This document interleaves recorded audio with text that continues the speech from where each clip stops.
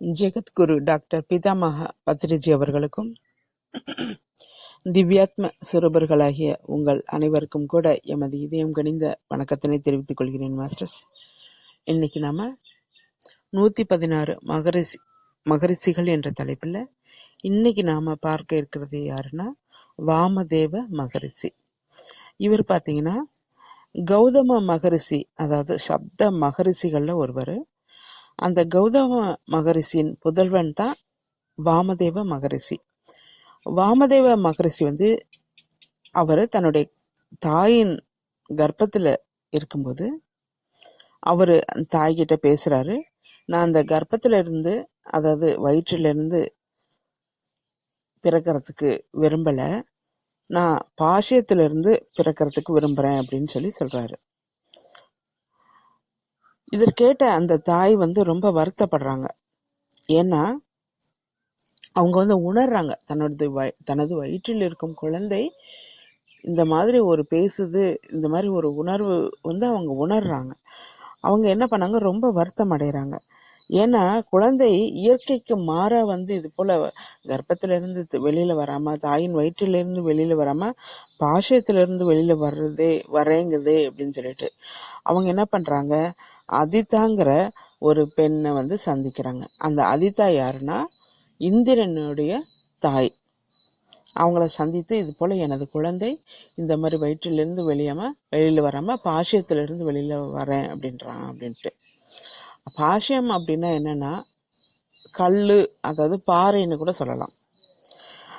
இதை கேட்ட அதிதா என்ன பண்றாங்க, அதிதாவும் இந்திரனும் இவங்கள்ட்ட வந்துடுறாங்க. அந்த தாய்கிட்ட அவங்க பேசுறாங்க, அந்த குழந்தை வயிற்றில் இருக்கும் குழந்தைகிட்ட பேசுறாங்க. என்ன நீ பார்த்தா ஒரு பெரிய மகான் போல இருக்க, பெரிய ரிஷி மகான் போல இருக்க, ஆனா இயற்கைக்கு மாறா நீ ஒரு தாயின் அந்த வயிற்றிலிருந்து வர்றதுக்கு விரும்பாம ஒரு பாஷ்யத்திலிருந்து வரேன் அப்படின்னு சொல்றியே, இது என்ன அப்படின்னு கேக்குறாங்க. இது சரியா, இது இயற்கைக்கு மாறானது இல்லையா அப்படின்னு கேக்குறாங்க. அதற்கு அந்த குழந்தை பதில் சொல்லுதான் வயிற்றில இருந்து, தாயே, உனது மகன் ஆகிய இந்திரன் அவர் கூட உனது கர்ப்பத்துல இருக்கும்போது இது போல பாஷ்யத்துல இருந்து நான் பிறக்கணும் அப்படின்னு நினைச்சுக்கிட்டாங்க இல்லையா அப்படின்னு கேக்குதாமா அந்த குழந்தை. அதை பார்த்து ரொம்ப ஆச்சரியப்படுறாங்க. அதிதாவுக்கு ரொம்ப ஆச்சரியப்பட்டு போயிடுறாரு. அப்பொழுது இந்திரனும் அவர் தாயும் ஆச்சரியத்தோட கூறுகிறார்கள், மகனே, நீ மிகவும் உயர்ந்தவன், இந்திரனுக்கு சமமானவன் கூட. ஆனா இந்திரன் கூட தேவதைகளுக்கெல்லாம் கூட அதிபதி இந்திரன். அவரை கௌரவிக்க வேணும்னா தாயின் கர்ப்பத்துல தான் நீ வரணும், பாஷ்யத்துல இருந்து நீ பிறக்க கூடாது. எது இயற்கைக்கு மாறானது. எதற்காக அதர்மம் செய்யணும்னு நினைக்கிற? இயற்கைக்கு மாறா செய்யறது எல்லாமே அதர்மம் தான். நீ அதர்மம் செய்ய நினைக்காத. நீ மிகவும் உயர்ந்தவன், தர்மம் பிரகாரம் வாழ வேணும் நீ அப்படின்னு அவங்க சொல்றாங்க. இதை கேட்ட வாமதேவர் தாயின் கர்ப்பத்திலிருந்து அது புரிந்து கொள்றாரு. தாயின் கர்ப்பத்திலிருந்து ஜென்மிக்கிறாரு. அதாவது சம்சார வாழ்க்கையிலேயே இருந்து முக்தி அடைந்து எந்த ஒரு வியாதியும் இல்லாம, மறுபிறவி இல்லாம ஞானத்தோட வாழ்ந்தவர் தான் இந்த வாமதேவ மகரிஷி. இவ்வாறு அவருடைய ஜென்மமெல்லாம் பூர்வ ஞானம் எல்லாம் இருந்திருக்கு அப்படின்னு சொல்றாங்க. இங்க நம்ம கத்துக்கிறது என்னன்னா, குழந்தை இல்லைன்னு சொல்லிட்டு நம்ம நிறைய இடங்களுக்கு போறோம். எங்கெங்கயோ போயிட்டு குழந்தை வேணும் பரிசோதனை பண்ணிக்கிறோம் மருத்துவர்கள்ட்ட. அதுக்கப்புறம் குழந்தை வர வேண்டி எத்தனையோ பூஜைகள் புனஸ்காரங்கள்லாம் செய்யறோம். அனைத்தும் பெற்று கர்ப்பமான பிறகு அந்த குழந்தைய எவ்வாறு வளர்க்கணும், அதுக்கு ஒரு விதிமுறை இல்லாம அது எல்லாத்தையும் நம்ம மறந்துடுறோம். குழந்தை தாயின் கர்ப்பத்துல கற்றுக்கொள்ள ஆரம்பிக்கிறது. தாயின் கர்ப்பத்திலேயே பிள்ளைக்கு பொன் பொருள் வேணும், ஆசை வேணும் அப்படின்னு வெளியில தேடி தேடி சம்பாதிக்கிற நம்ம குழந்தைக்கு உண்மையான ஞானம் கொடுக்கணும் அப்படிங்கிற அந்த ஒரு விஷயத்தையே, அதுதான் உண்மையான சொத்துங்கிற விஷயத்தையே நம்ம மறந்துடுறோம். முதல்ல கர்ப்பமா இருக்கும்போதே குழந்தைகளுக்கு ஞானம் கற்றுக் கொடுக்க வேண்டும்.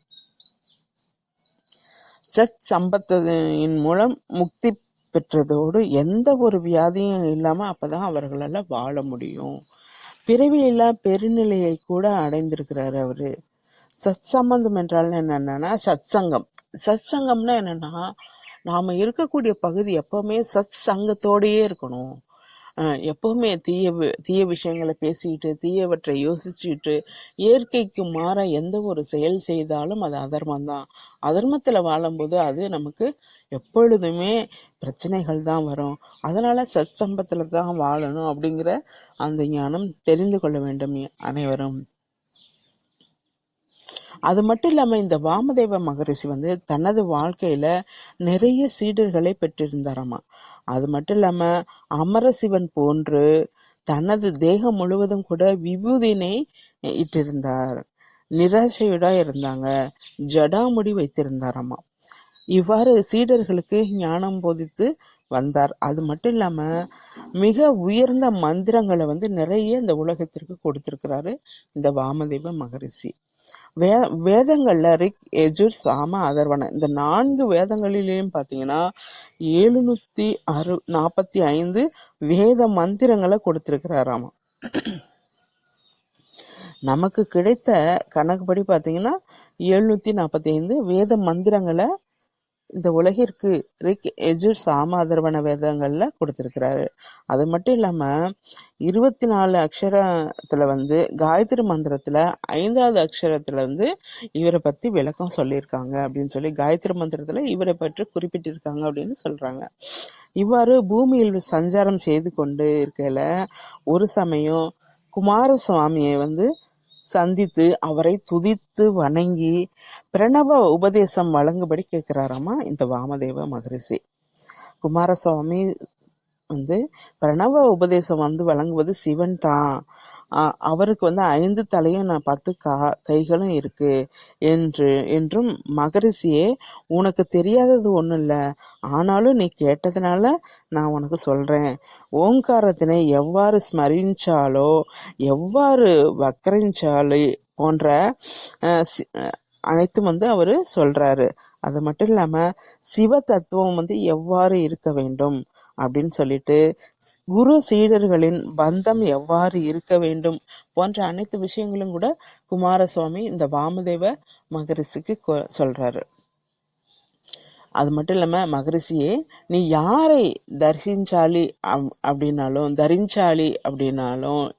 அப்படின்னு நினைக்கிறியோ, யாருக்கு உதவி பண்ணணும் அப்படின்னு நினைக்கிறியோ அது அவர் கண்டிப்பாக தரிசப்படுவார். அதாவது நீ யாருக்காவது உதவி பண்ணணும்னு நினைச்சினா அவரு அங்க உதவி கிடைச்சிடும் அப்படின்னு சொல்றாங்க என்று கூறிவிட்டு கைலாயத்திற்கு அந்த குமாரசாமி போயிடுறாரு. வாமதேவ மகரிஷியும் கூட கைலாயத்திற்கு போய் சிவனின் பாதங்களை வணங்கி நிறைய நீண்ட காலங்களுக்கு தவம் செய்துகிட்டு இருக்காரு. இந்த இடத்துல நாம என்ன கத்துக்கணும்னா, வாமதேவ மகரிஷி தன்னை விட உயர்ந்த நிலையில் இருப்பவர்களிடம் இருந்து ஞானங்களை பெற்று தன்னை விட குறைந்த நிலையில அதாவது சீடர்களுக்கு ஞானம் போதிச்சிட்டு இருக்கிறாரு.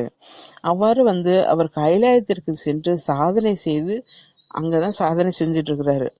நாமளும் கூட தீர்த்த யாத்திரைகளுக்கெல்லாம் போறோம் நம்மளும் கூட. ஆனா அங்க போய் என்ன பண்றோம் அப்படின்னா, அங்க போயும் நமது குடும்ப விஷயங்கள் அனைத்தும் நமக்கு ஏற்பட்ட கஷ்டங்கள், கவலைகள், கண்ணீர் இதெல்லாம் கூட ஒருத்தருக்கு ஒருத்தர் பரிமாறிக்கிட்டு இருக்கோமே தவிர அங்க போய் நம்ம சாதனை செய்வதற்கு கூட மறந்து போயிடுறோம் அப்படின்னு அதை தெரிஞ்சு கொள்ளணும். இவ்வாறு நிறைய காலங்கள் தவசாதனை புரிந்து இந்த பூலோகத்துல நிறைய இடங்களுக்கு சஞ்சரித்து சிவ பஞ்சாட்சரி மந்திரம் செய்து கொண்டு இந்த பூ உலகம் முழுவதும் சஞ்சரித்து கொண்டிருந்தவர் தான் வாமதேவ மகரிஷி. இவர் எப்பொழுதும் கூட மகாதேவரின் சைத்தன்யத்தோடையே தொடர்புல இருப்பாரு. எவ்வாறுனா சிவ பஞ்சாட்சரி மந்திரத்தை உச்சாடனம் பண்றதன் மூலம் எப்பவுமே சிவ சிந்தனையில தான் இருப்பாரு. ஒரு முறை பாத்தீங்கன்னா இந்த மாதிரி இருக்கும்போது வன பிராந்தத்துல அவரு சஞ்சரிக்கிறாரு. அங்க பாத்தீங்கன்னா அந்த சமயத்துல ஒரு பெரிய ராட்சசன் வாமதேவர் மேல விழுந்துடுறான். அதை பார்த்துட்டு அவரு பயம் இல்லை அவருக்கு. ஏன்னா அவருக்கு தெரியும், ஆன்மாக்கள் பற்றி தெரியும். சரீரம் ஒரு எடுத்துதான் வந்திருப்பாங்க. அவங்க ஆன்ம சிதியை பத்தி நல்லாவே உணர்ந்திருந்ததுனால அவருக்கு எந்த ஒரு பயமும் இல்லை. ராட்சசன் அப்படின்னா கோர உருவம் கொண்டவன் இருந்தாலும் அவருக்கு பயமே இல்லை. ஏன்னா அவருக்கு ஆத்மா பற்றிய புரிதல் அவருக்கு இருந்தது, பயங்கிறதே இல்லை. நாம அப்படின்னா என்ன பண்ணிருப்போம் அப்படின்னா, அந்த பெரிய உருவத்தோட, ராட்சச உருவத்தோட நம்ம மேல வந்து விழுந்தா பயம் வரும். ஏன் அப்படின்னா நாம பார்ப்பது சரீர ரீதியா அவங்க அதை பார்க்கிறோம். சரீர ரீதியா ராட்சசன் எப்படி இருப்பான் அப்படின்னு சொல்லி பார்க்கிறோம். நமக்கு எந்த விஷயத்துல பயம் ஏற்படுதோ அந்த விஷயத்துல புரிதல் இல்லை அப்படிங்கிற ஒரு விஷயத்த நம்ம தெரிஞ்சுக்கணும். நமக்கு ஒரு பயம் வர்றது அப்படின்னா நமக்கு அந்த விஷயத்த பத்தி புரியல அப்படின்னு தெரிஞ்சுக்கணும். இவர் மீது விழுந்த ராட்சசன் எவ்வாறு ஆனான்னா, அதாவது இந்த இடத்துல நம்ம என்ன தெரிஞ்சுக்கணும்னா, பயம் இருக்கிறவர்களும் நமக்கு கஷ்டங்கள் துன்பங்கள் இருக்கும். அந்த பயத்தை நம்ம எப்போ நம்ம புரிந்து கொள்றோமோ அப்ப அதுல இருந்து நம்ம வெளியில வந்துடலாம். அப்ப பயம் இருக்குன்னு நம்ம யோசிக்கிறத விட அதை புரிந்து கொள்றதுக்கு முயற்சி பண்ணணும் மாஸ்டர்ஸ். இப்ப பாத்தீங்கன்னா ராட்சசன் அவர் மேல விழுந்துட்டாரு.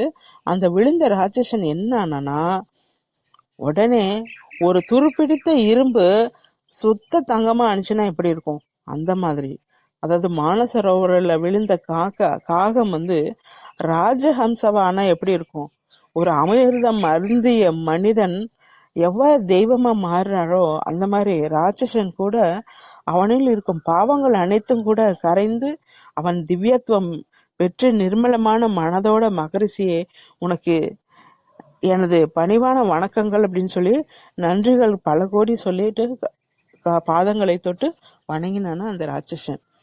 சும்மா அந்த மேல விழுந்ததுக்கே அந்த ராட்சசன்ட்ட இவ்வளவு மாற்றங்கள் ஏற்பட்டுச்சு அப்படின்னா அவர் எவ்வளவு சக்தி பெற்றவரா இருப்பாரு.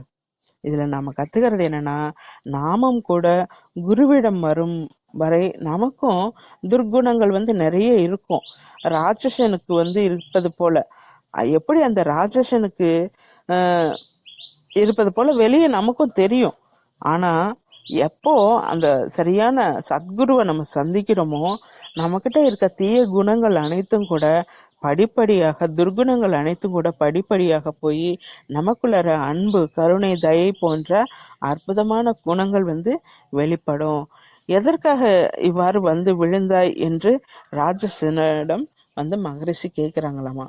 அதற்கு அந்த அந்த அந்த ராட்சசன் சொல்றானமா, கடந்த பிறவில யவன என்ற ராஜ்யத்திற்கு ராஜாவாக இருந்த நானு. ராஜாவாக இருக்கும்போது அங்கிருக்கும் பெண்கள்லாம் பாத்தீங்கன்னா பிடித்து சித்திரவதை பண்ணி தண்டித்து அவர்களை சிறையில நான் அடிச்சிருக்கேன். பிறகு எத்தனையோ பிறவிகள் எடுத்து கடைசியில பாத்தீங்கன்னா இப்போ ராட்சசனா முன்னாடி நிக்கிறேன் அப்படின்னு சொல்லிட்டு அந்த ராட்சசன் அவர்கிட்ட கொடுக்கறாராம், சொல்லி இருக்கிறாராமா. அது மட்டும் இல்லாம அந்த ராட்சசன் கூறுறாராமா, நான் உங்க மேல விழுந்தேன். ஆனா உங்க மேல விழுந்த உடனே நான் உங்க அளவுக்கு திவ்யத்துவம் பெற்று விட்டேன். அதற்கு நீங்க என்ன பண்ணுனீங்க அப்படின்னு சொல்லி கேக்குறாரு.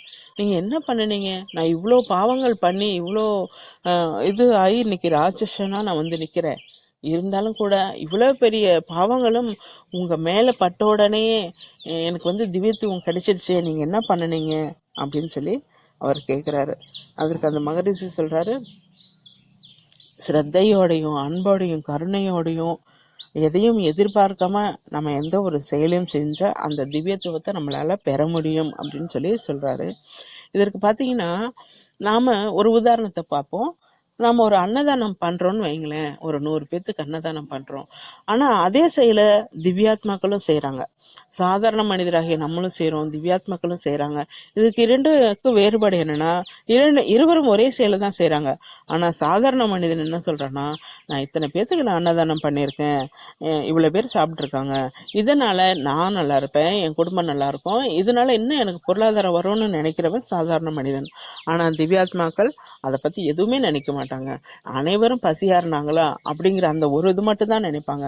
இதன் மூலமா எனக்கு இது வரும் அப்படின்னு சொல்லி நினைக்கிற இது வந்து சாமானிய மனிதன் எதையும் எதிர்பார்க்காம செய்கிறது தான் திவ்யாத்மாக்களோட செயல் அப்படின்னு சொல்லி இந்த பகுதியை வந்து இதோட நிறைவுபடுத்திக்கலாம்.